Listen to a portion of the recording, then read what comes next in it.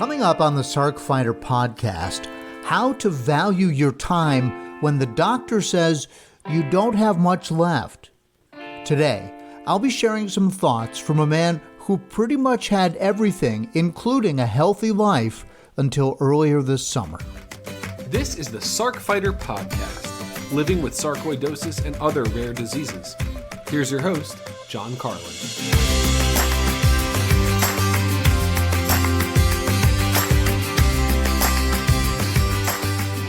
Hello and welcome to episode 68 of the Sarc Fighter podcast. I'm your host, John Carlin. I do this podcast to offer fellow Sarc Fighters hope and to help you connect with other Sarc patients, to hear their stories, understand how sarcoidosis affects their lives, and hopefully that helps you understand what you're up against and what you need to do to overcome, whether it's the disease, the effects of the medicine, or both, or just the way your life maybe has changed because of sarcoidosis. Now, I don't have a guest today, but I do have some food for thought that is coming from another person. A man I know not too long ago sold his startup company to a giant corporation. And I know that after years of struggling to build his company and prove the value of his concept, he literally cashed out for more money than most of us could spend in our lifetimes. It's just that kind of money, okay? And this is a hardworking guy, a family guy, a nice guy, and he just worked hard, and he got this company going, and it grew and grew and grew, and eventually one of the biggest companies in the world came knocking, and things went very well for him. So he had that much money. But earlier this summer, he wasn't feeling well. He went to the doctor and out of the blue learned that he has terminal cancer. And at the time, they gave him 6 months or less to live. So you walk into the doctor, you're not feeling too well, they run some tests, and you get that conversation. Now, maybe we've all heard a story like this. We know somebody who suffered this. With cancer being what it is, these types of stories come around every so often that happens to somebody. But the part about not having long to live, but having long enough to know that it's coming, is what is giving me the opportunity to share some insights today.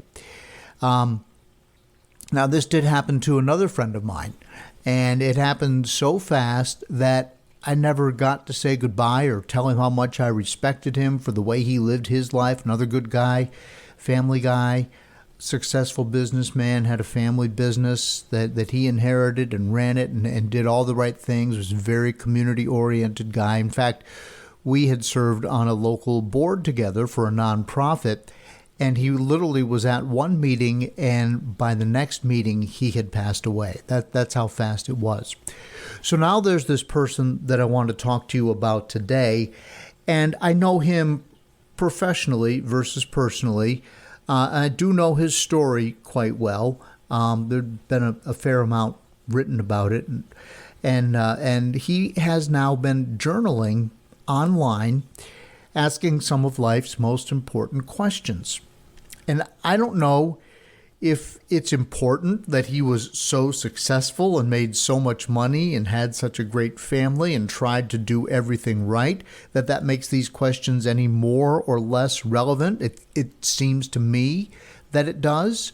And also there is the fact that he is such a smart guy, right? I mean, it wasn't luck that helped him generate all this wealth. He came up with a very intricate concept that proved to be valuable to one of the major corporations, ultimately, that you know.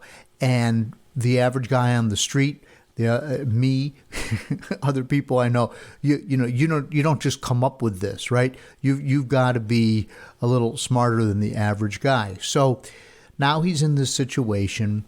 He's journaling online, and I can't get his journal entries out of my head. So, of course, he's got terminal cancer. We're here in the sarcoidosis space.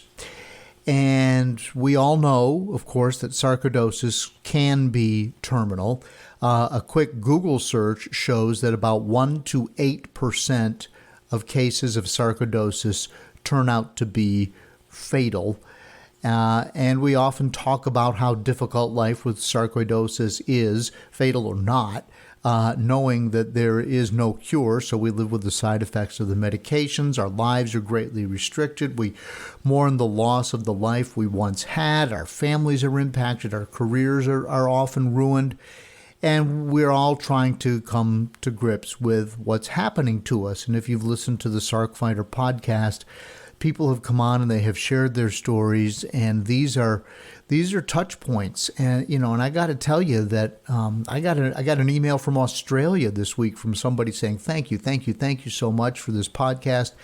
It's helped me try to figure out where I am versus where I should be, and I'm hearing other people and they're finding a way to get through it, and just said that the podcast was a great help, and so.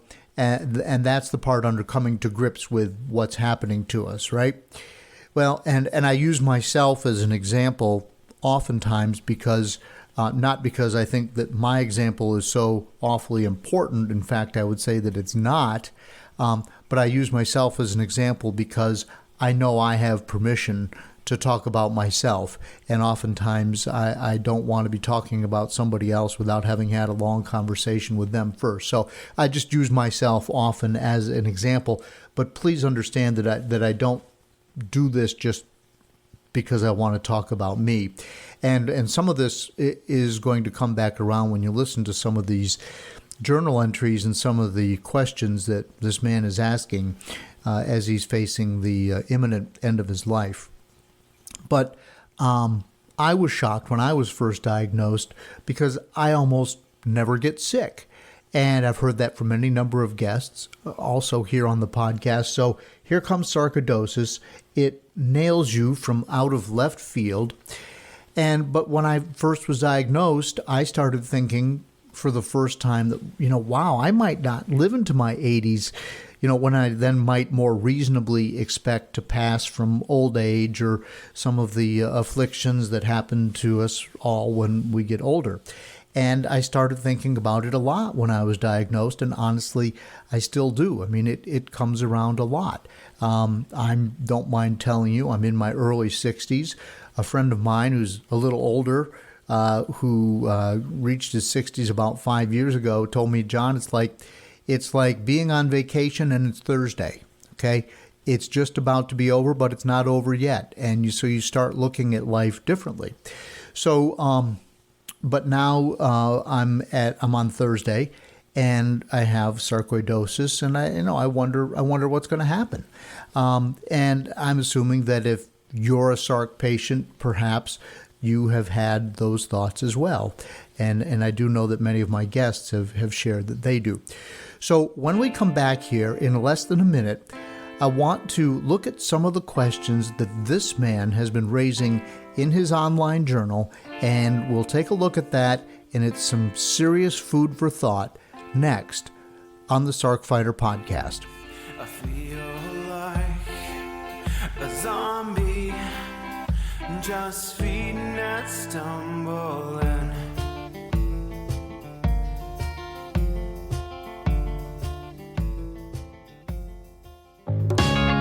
Hi, I hope you're enjoying the Sarc Fighter podcast.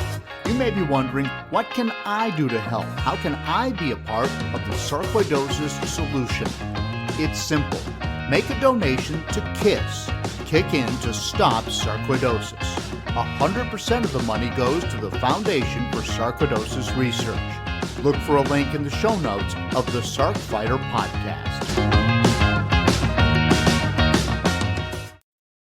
Welcome back to the Sarc Fighter podcast. I'm your host, John Carlin, and now I want to share with you some of the thoughts from the online journal posted by this successful businessman that I have had the pleasure of meeting and speaking with, albeit a few years ago.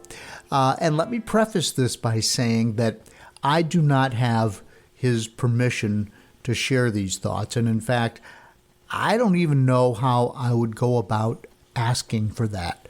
I feel like it would be presumptuous of me. I wouldn't want to trouble him with this question. He and I don't even live in the same state. So how do you ask somebody who's dying for permission to do that? But he is putting his thoughts out there in a place where members of the public can see them if they know where to look. And they are so insightful. And he is the type of guy that I believe he would want you to hear them if he thought it would help even a little bit. Now, despite that, what I plan to do here is paraphrase his thoughts because they are his thoughts.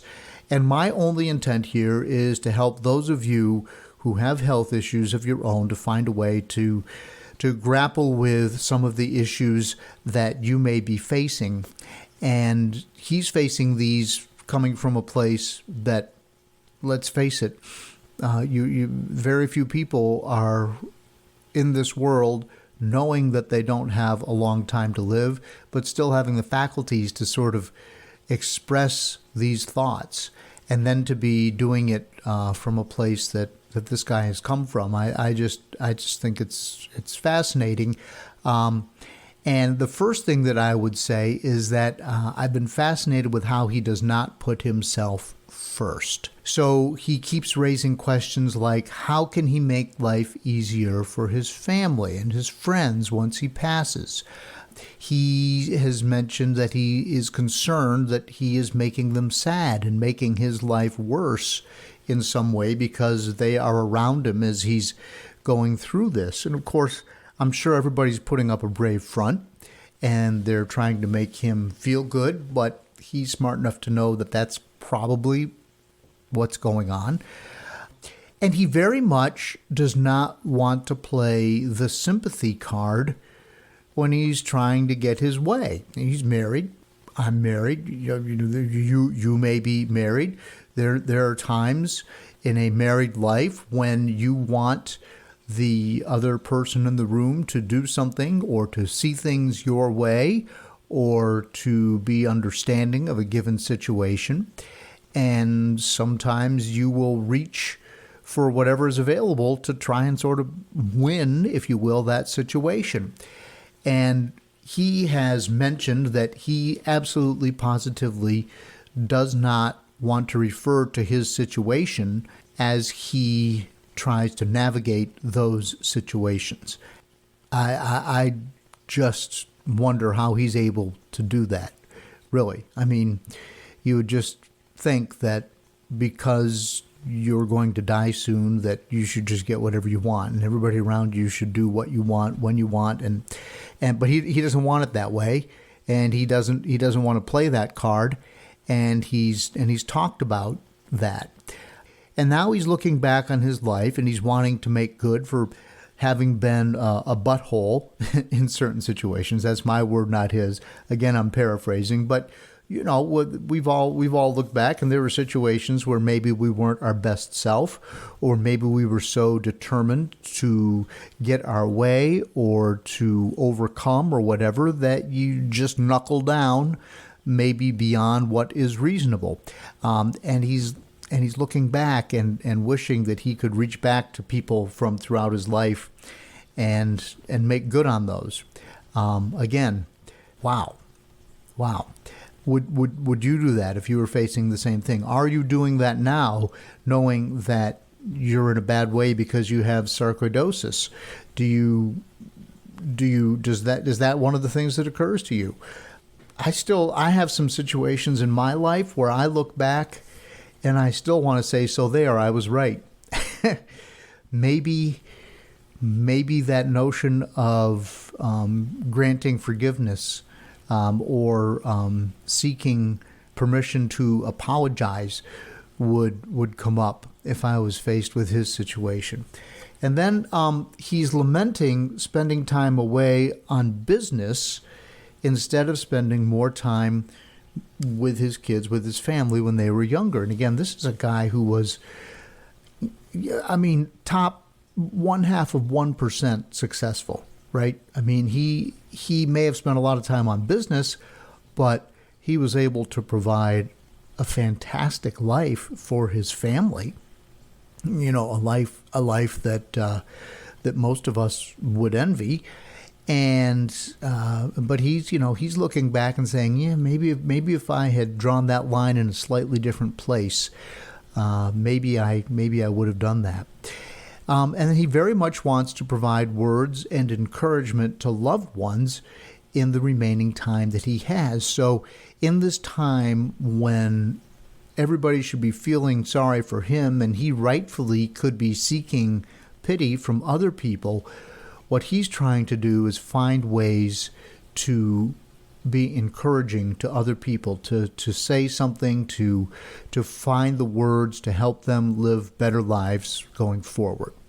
And all of this is, but some of his posts, he's asking himself, how can he do this, or telling himself that it's important to do it, and then sharing those thoughts with those of us who are reading his posts.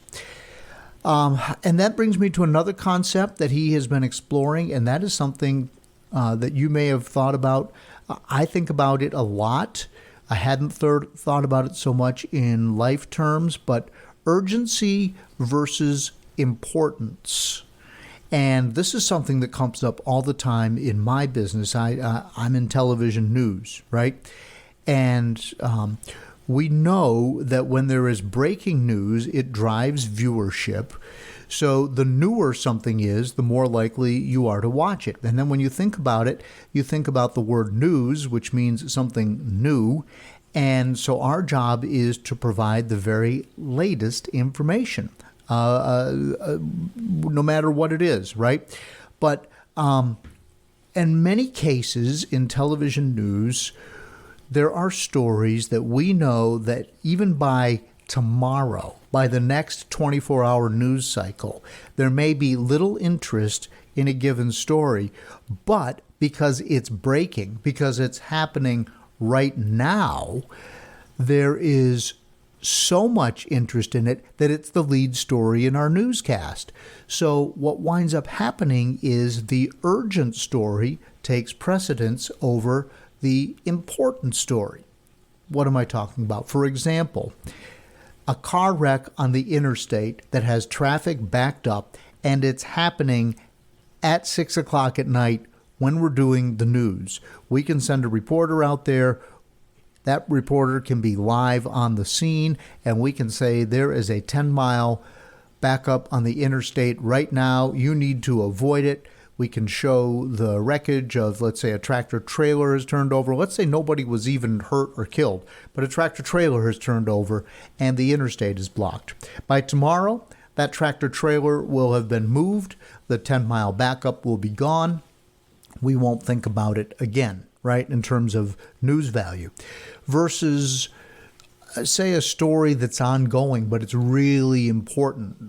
During the pandemic, there was a slowdown in people getting their unemployment checks, and the state couldn't keep up, and all these people were unemployed. And so people who needed money and didn't have jobs and couldn't leave their homes because of the pandemic and couldn't get any money from the state just was caught flat-footed and wasn't ready for this big influx of people. So that would be an example of a story that's really important, but it's not super urgent because it's also going to be there tomorrow. It's going to be there the next day. We can go interview people. We can show people in their lives. Yes, it's urgent for them to get that money, but once you've covered it once, the situation is ongoing. And so there's a deeper issue, which is how are they going to get enough people at the state, and how are they going to get the computers to hurry up, So these are examples of real stories that we've dealt with here in Virginia in the past 12 months. So urgency versus importance in news, but now let's look at that in life. So you look at life and you wonder, all right, how do I prioritize these things? I mean, some things are urgent. I have to go to work and I have to be there on time, but my family is important, but I can't not provide for my family because right now I have to be at work at 9. It's 5 minutes to 9. And even if we're talking about something important, I have to go right now. Like, that's urgent. And then getting back to my TV news example, we only have so much time, maybe about 12 minutes of actual time to talk about the news after you subtract the commercials and sports and weather in a 30-minute newscast. So how do we decide what to show on the air? How do we deploy our news crews to cover all of this? Do we send them on the important story, or do we send them to the traffic accident, which is urgent, but by tomorrow will no longer be important? So you try to apply that to life, and that's what my friend is doing. So in his postings, he says that now that his time is so limited, he's being forced to make these decisions, and he doesn't want to make the wrong ones. He doesn't have time, according to him, to make the wrong ones, and I think we probably all could agree with that. So assuming that you are not in the 1 to 8% who in fact have that worst prognosis with sarcoidosis, how would you reconcile that? Would you love so deeply that nothing else mattered? Could you do that? Would urgency intervene over importance at least some of the time? Is it even something that we can control? The urgency versus importance thing versus love, assuming that we love our family above all else, or we love something above all else, and we wanted to devote all of our time to that because it was so important. But would urgent matters intervene? Or if you only had that certain amount of time, could you or should you set the urgent things aside and say, c'est la vie? I don't know. Assuming we only had a limited amount of time left and it was finite and short, would you try to spend it doing what you loved the most without regard for the consequences, because you know there is essentially no greater consequence than the one that you are facing in a very short amount of time? Now, in my case, you know that I love to ride my bike, and I can tell you that I used my diagnosis, which pretty much robbed me of my ability to run and play basketball and do other things that are sort of athletic, which have always been the things that made me happy when I was making plans and I was living my life according to my plans. I can't do those things because I've got this spinal sarcoidosis and I've lost a lot of coordination in my lower body. So it's pretty easy for me to justify spending extra time on my bike. It's a very easy rationalization. I can say, well, you know what? I can't run anymore, and I'm lucky to be able to ride my bike, and I'm not going to miss this opportunity to do it. It's important to me, and I'm going to do it.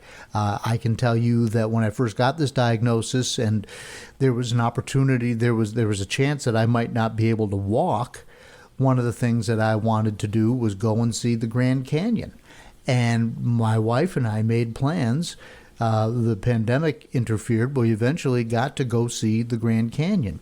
And now my goal is to hike across the Grand Canyon. And so we're trying to make plans to do that, right? Because I want to do it before I lose the ability to walk. Right? I mean, I may never lose that ability, but it's there. You know, I'm one more flare away from that possibly happening. So anyway, but that's kind of even though it's super important to me, it's kind of a surface level compared to talking about loving the ones that you being there for the ones you love so much and spending that extra time with the people who are important to you and doing all these things that you think that you would do when you might be facing this situation. So if the doctors gave me even more dire news, would that translate then to spending more time with my wife, kids, my grandkids, assuming that they would even want to spend that time with me. I mean, my oldest grandchild's only 4. I expect he'd get pretty bored with sitting around with Papa. He'd say things like, Papa, why are you spending so much time here? Can I go outside and play? Or can I turn on the TV? He would, maybe I would want to spend that time with him, but would he want to spend it with me? And would it be fair to him to force him to spend that extra time with me? Probably not. My wife probably gets enough of me, and my kids are in that stage of life where they are, they're growing their businesses and their careers. Would I be presumptuous to try and spend more time with them, even if that's what I decided I wanted to do?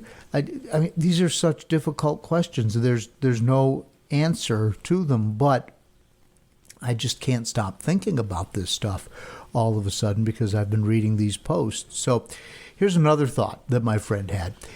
He said he liked living a life with a schedule based upon what he was planning to do that day. Think about that. Just living a life based upon what you're planning to do. I mean, don't we all do that to some extent or mostly? But how awful would it be to be robbed of making plans and then simply doing them? And this is an area where Sarc intervenes, but I've never heard it stripped down to its core like that, right? Remember, this is a man for whom money is no issue. He's been able for the past few years to plan whatever he wanted to do and then to go do it. There's, other than family concerns or, whatever urgencies might come up, there was certainly no reason that he couldn't go do it. And now he's sick from the chemo all the time. He has doctor's appointments. He's making judgments based upon the quality of the time that he has left. And you've heard these from others. There was even a country song about that. So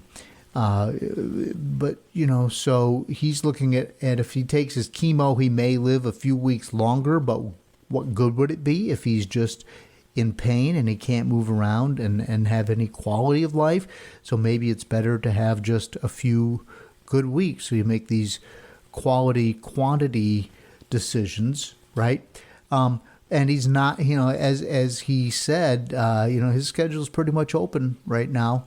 So he doesn't have any plans. So he's not living a life according to what he's, planning to do.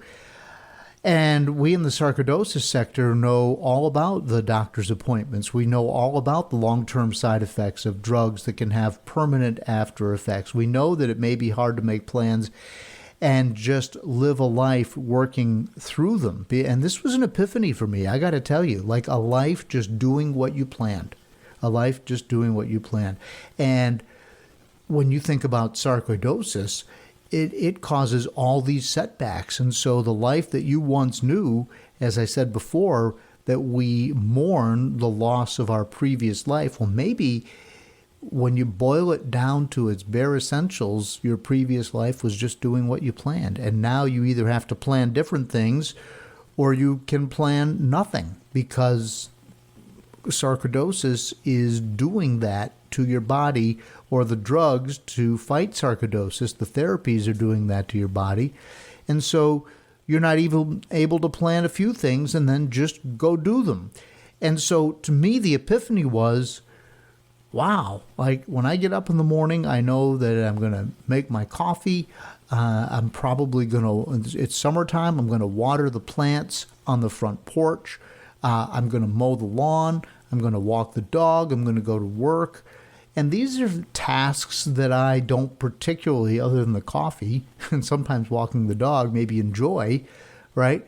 But maybe I should, maybe just being able to do what you plan to do and live your life that way is more important than any of us ever thought. And I got to tell you, there are more deeper questions that he is asking, most of which don't really have answers, but do lead to that inner reflection.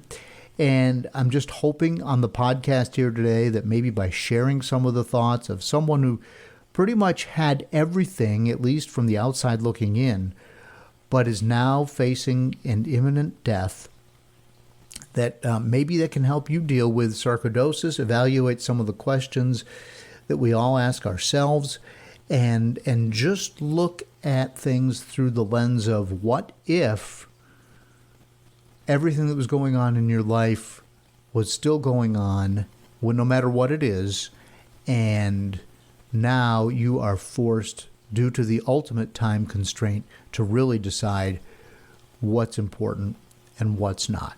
Food for thought here on the Sarc Fighter podcast. Okay, a reminder, the official Sarc Fighter song called Zombie by Mark Steyer and his band, the White Hot Lizards from Alberta, Canada. You can hear Mark's story. He's a Sarc Fighter back in episode 12. Normally, I release every other Monday. As I'm speaking today, my trusty dog Dougal, my boxer, is curled up here in the office. He makes my life so much better. Don't forget to follow me on social media. Search for Sarc Fighter on Facebook and Instagram. If you happen to have a Peloton, you can follow me. I'll follow you back as Sarc Fighter, and my hashtag is Sarcoidosis Awareness. I also have a cycling blog, Carlin the Cyclist, and there is a section in there dedicated to cycling with sarcoidosis. Also, if you're new here, just trying to figure out what sarcoidosis is, try listening to episode 2 with Dr. Simon Hart. That's one of the most listened to episodes. It's sort of like Sarcoidosis 101. If you want to know my backstory, that's episode 2. The backstory to the founding of the Foundation for Sarcoidosis Research is episode 11 with Andrea and Redding Wilson. Andrea is a Sarc Fighter, and they started the foundation at their kitchen table. I would love to hear from you. Let me know what you think of the podcast. Let me know if you want to be on the podcast. I'm now booking guests through the fall. Send me an email in the show notes, carlinagency@gmail.com. I appreciate your interest in the Sarc Fighter podcast. It helps me reach more people and grow the show if you take that link and you share it on your social media. And if you like it, just tell one person. Just one other person, that's all I ask. Give the show a nice review on Apple Podcasts or wherever you get your downloads. Until next time, keep fighting. Learn to suffer.